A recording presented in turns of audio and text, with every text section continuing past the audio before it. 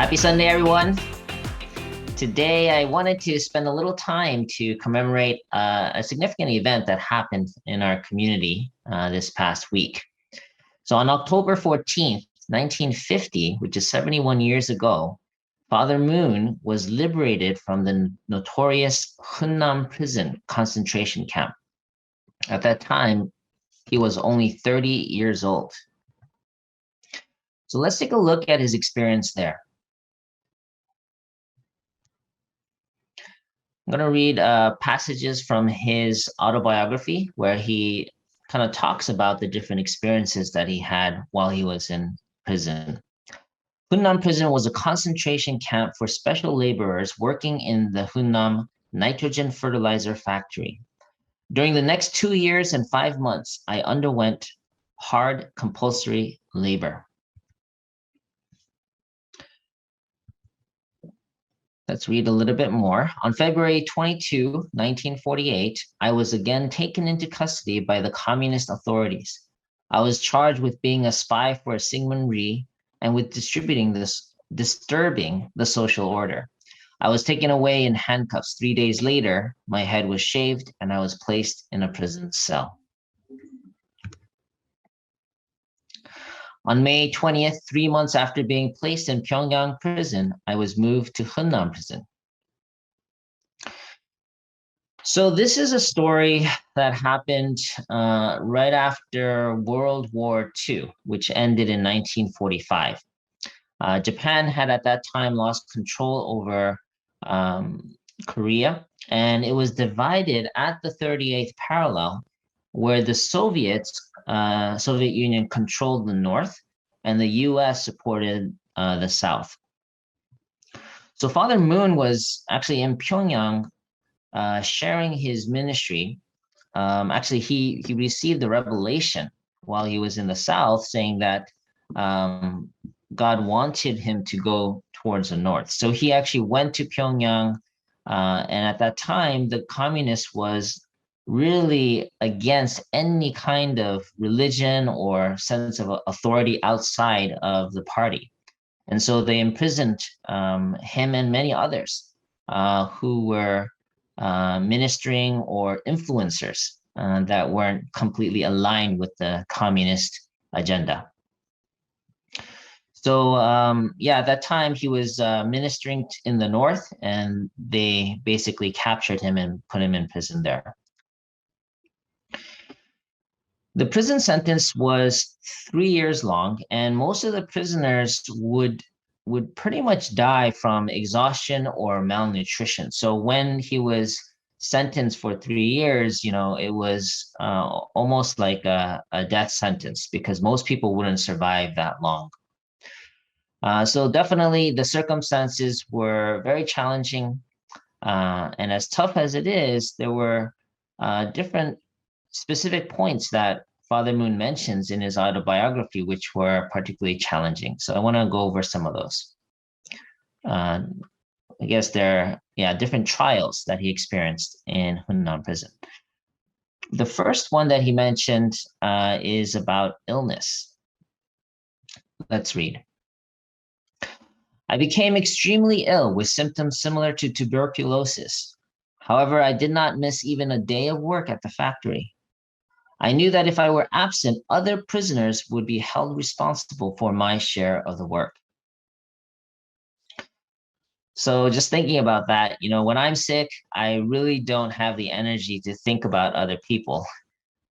So this is an amazing mindset, even in the midst of being sick and being in a concentration camp, that his heart went out to the other prisoners who would have to make up for him if he was not present due to sickness. So even though he was feeling sick, he would still go to work. He would still work hard so that he wouldn't put extra burden on his fellow prison mates. Another challenge that he mentions in his experience there is about hunger. So let's read.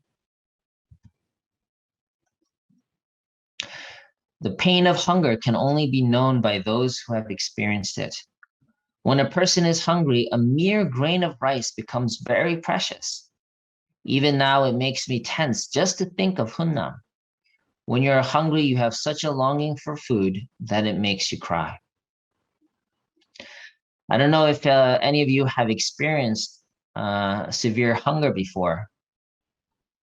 You know, we really can't compare, but I remember one time, this was during my youth days, I went through one day of doing a fast, and it was really, maybe because I was a teenager and my metabolism was very high, but I was really in pain from not, having to not eat for 24 hours. So got a little bit of taste, but I'm sure it was a totally different level in the concentration camp.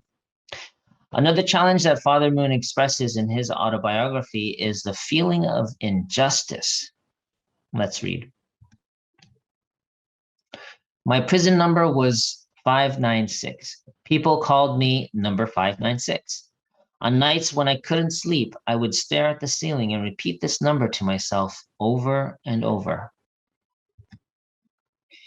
If I said it quickly, it sounded very much like ogul or oguro, the Korean word used to describe the feeling of injustice. I truly had been imprisoned unjustly. I don't know if anyone experienced being wrongly accused or even wrongly punished, but I can imagine that it's so infuriating and sometimes very depressing, feeling, just unjustly accused or wronged, especially if you feel like you didn't deserve it. So definitely, Father went through so many of these kind of physical trials, but also these internal trials of being in a situation which, for doing God's will.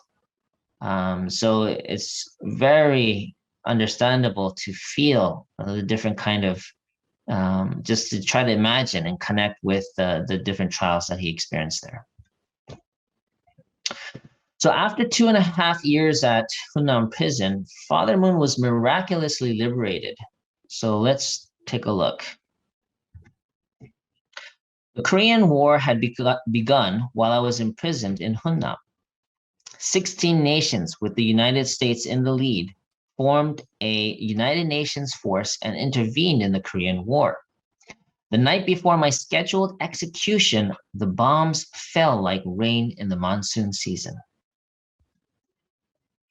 It was October 13th, 1950. The high walls around the prison began to fall, and the guards ran for their lives. Finally, the gate of the prison that had kept us in that place opened.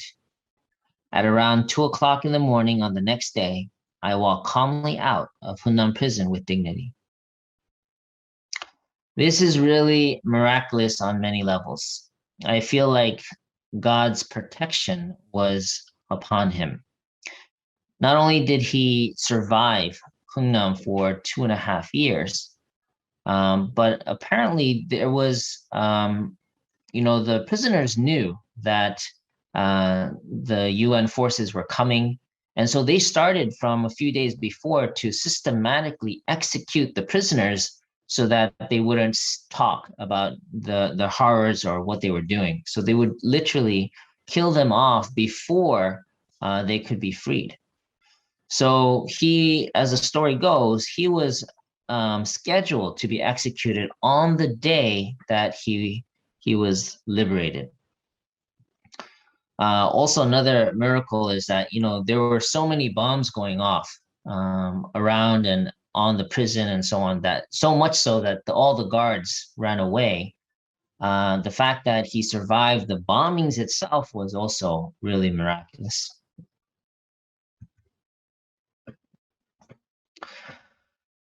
So, Father Moon's experience in Hunnam prison is an amazing story of overcoming different kinds of trials. But I wanted to identify and share some lessons that we can take from this story and apply it to our own lives. I know it's a very kind of extreme situation that might be hard to relate with, but I'm going to try to make some connections so that we can take some of the lessons from the story and apply it to our lives. So the first lesson that I noticed was about gratitude. Let's read. I questioned myself if I could love God more than my physical desire for a piece of bread in this environment.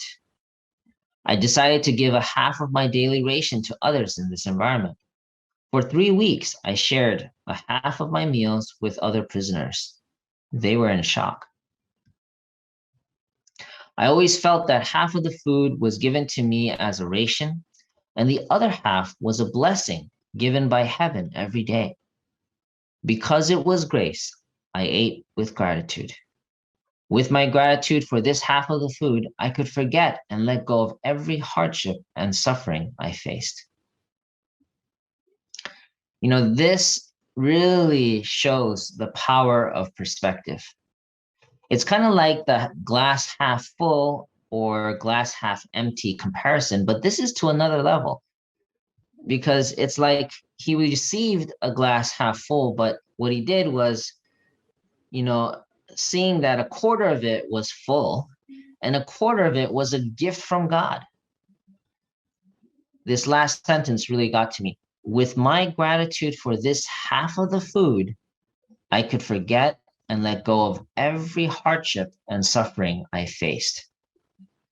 So even though he was receiving, just like any other prisoner in that camp, just one meal a day, a bowl of rice, of grains, he would actually think that half of it was his actual portion and the other half was grace from God, that it was an abundance that was coming to him. And with that kind of heart, he could actually receive it with gratitude and forget all the sufferings from that day. Amazing. This reminded me of, Dr. Young, our regional president. He shared several times during our 6 a.m. morning devotions that the secret to gratitude is starting each day at 0, taking nothing for granted. Then you can appreciate everything that you do have. The fact that you can see, the fact that you can breathe, the fact that you have 2 hands, the fact that you have a wife or a husband or children, and really be grateful for every aspect of your life. Another powerful lesson from the story I got was the joy of giving. Let's read. The most valued possession in prison after food was a needle and thread. That was interesting. I wouldn't have guessed. Once, as I was carrying the bags of fertilizer, I discovered a needle stuck in one of the bags. From that time on, I became the seamster of Hunnam prison. It was such a joy to find that needle. Every day, I mended pants and knee breeches for other prisoners. Despite his miserable circumstances, he was able to find some way to live for the sake of others and bring joy to others and at the same time experience the joy of serving others from just having that one needle. Another thing I noticed from his story was his absolute determination to give 100% effort at all times. Let's read. I volunteered to do the most difficult tasks among all tasks that were assigned to prisoners. I determined, saying to myself, I will do the task that everyone in this prison hates the most. Since I work like this, I received the award there. Even today, I think that it was the best time of my life because I could attend God and always lived by his principles under the most miserable of situations. This is very powerful to think about. You're in prison, you're in a concentration camp that you don't deserve, and to determine to be the best worker in the concentration camp. regardless of sickness, hunger, or illness, to determine to be the best, so much so that he was awarded the Worker of the Year 2 years in a row.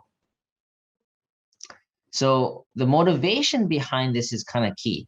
He said that he really felt like this was a trial for him where he could practice still keeping God at the center of his life despite his external circumstances. That no matter what, he was going to give his all in every situation. And a final powerful lesson that I saw in the story was forgiveness. Let's read.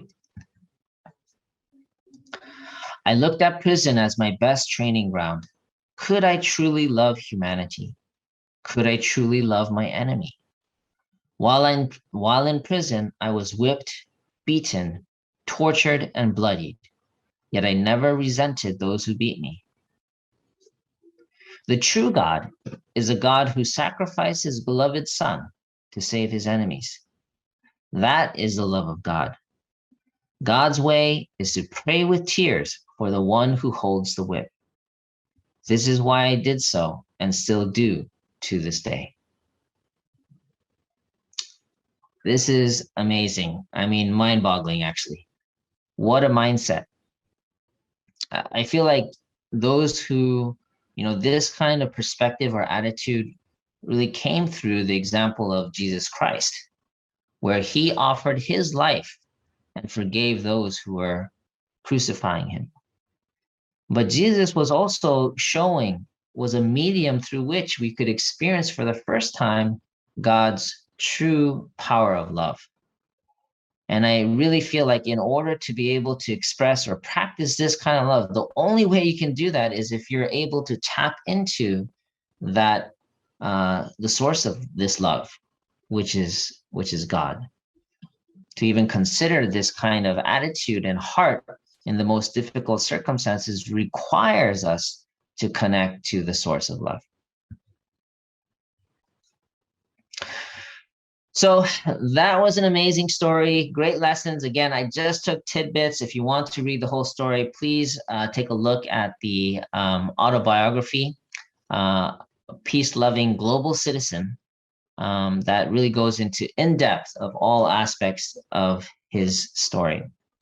But the question I have is, how can we apply the lessons from that story into our own lives? Most of us never experienced being in prison before, or have we?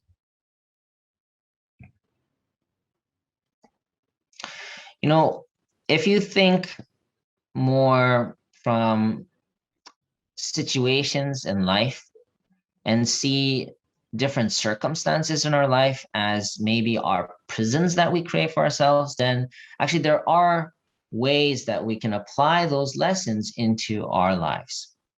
So I really want to go into now how we can liberate ourselves from our own prisons that we may face. So for example, you might be experiencing being in a health prison. What do I mean by that? Maybe you're sick. Maybe you're bedridden. Maybe you have a particular illness that is really limiting your activity, your movement, your ability to do things. But in that situation, how could you actually free yourself from that prison? Because these are real circumstances that you're facing every day. I remember, there were several situations where, due to certain cancers, even though they were young, a few of my friends that I knew, they died young. And one particular brother, I remember, he was so amazing. Despite this kind of knowing that he was facing death, he had such a generous heart, almost like consoling the people that were visiting him, crying in tears about having to lose him. He'd be like, "Don't worry, I'm good. How are you doing?" And I felt like he was an example of how he didn't let his physical circumstances of his cancer situation or even facing death itself, he didn't let that define who he was.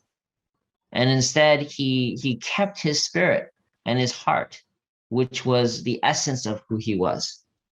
And he did that through practicing gratitude and always really thinking of others more than himself. So if you're in this kind of prison, I want you to think about not being defined by your sickness, but maintain subject over that sickness through your spirit and your heart, which is who you are.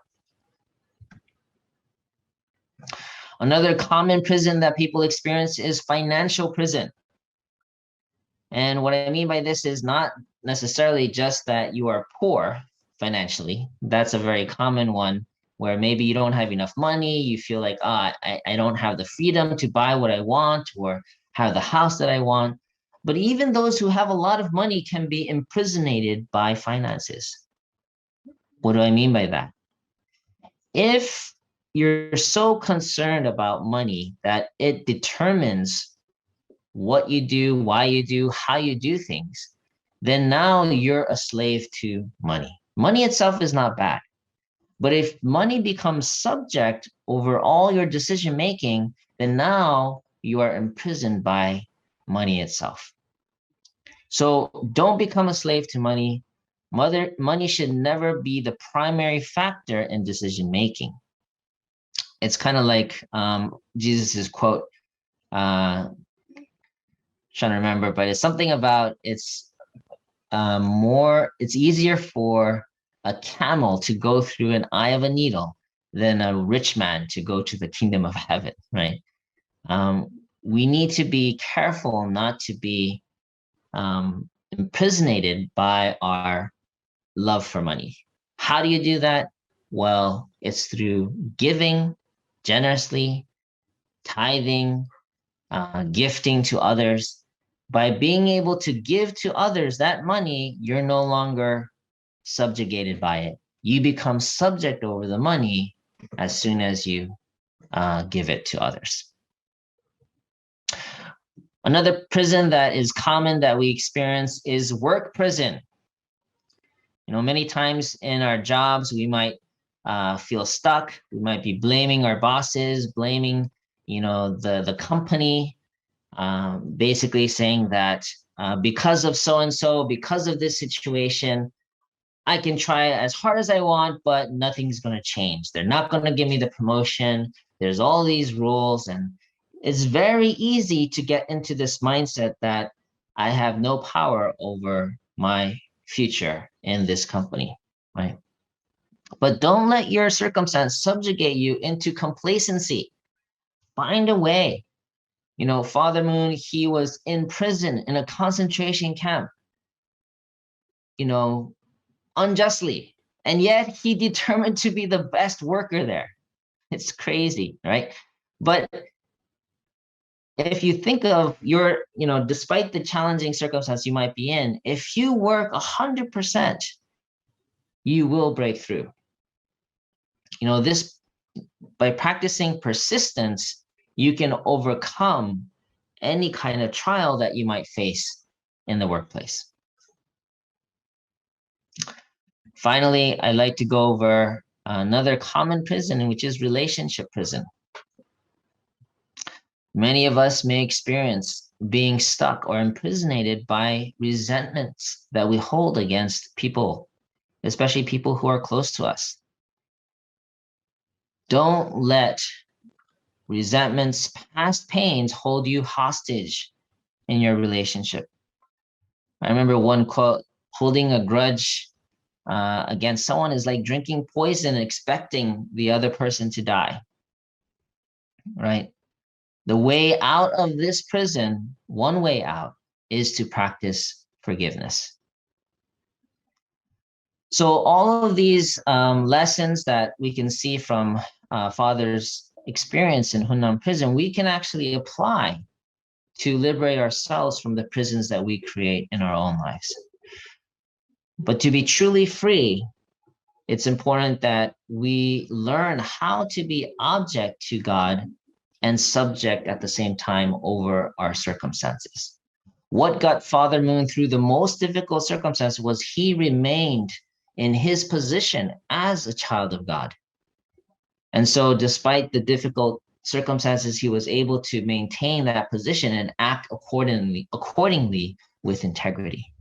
So similarly, when we're facing challenges, it's important to remember your position as a child, as a son or daughter of God, to strive to be Christ-like, and also not let the circumstances determine how you behave, that you are the subject over your circumstances. So what is the secret to liberating yourself from prison? Let's read. It was when I was suffering in prison that I felt God's love the most. In that place, I came to know, truly, truly, God loves me. It is in the most serious and difficult place that you can meet God. This is very counterintuitive, and I think if you haven't experienced, it's hard to understand, but truly, when you are in the most miserable situation, if you simply get and know that God is with you in your deepest suffering, that he's right next to you, right with you, understands what you're going through, you can overcome any kind of suffering or struggle. There's this sense of connection, of being known, of being understood, that defies all personal relationships with other people. And I really hope that you can experience that, not the suffering part, but in some cases, we all suffer in different ways. If you can simply channel those experiences and understand that God is with you in those struggles, in those trials, then you can really find true liberation in your heart.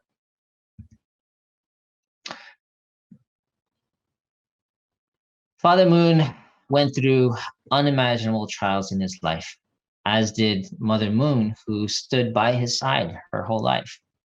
By observing how they dealt with their trials, we can gain hints as to how we can also deal with trials in our own lives. Maybe there's an area of your life where you feel stuck or imprisoned. It might be a health, financial, career, or maybe even a relationship.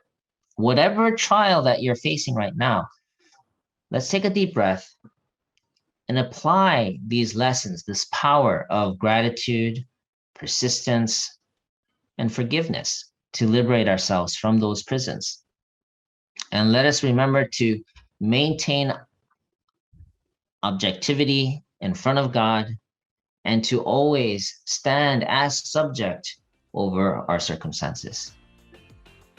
With that, may God bless you and your family this week. Thank you very much.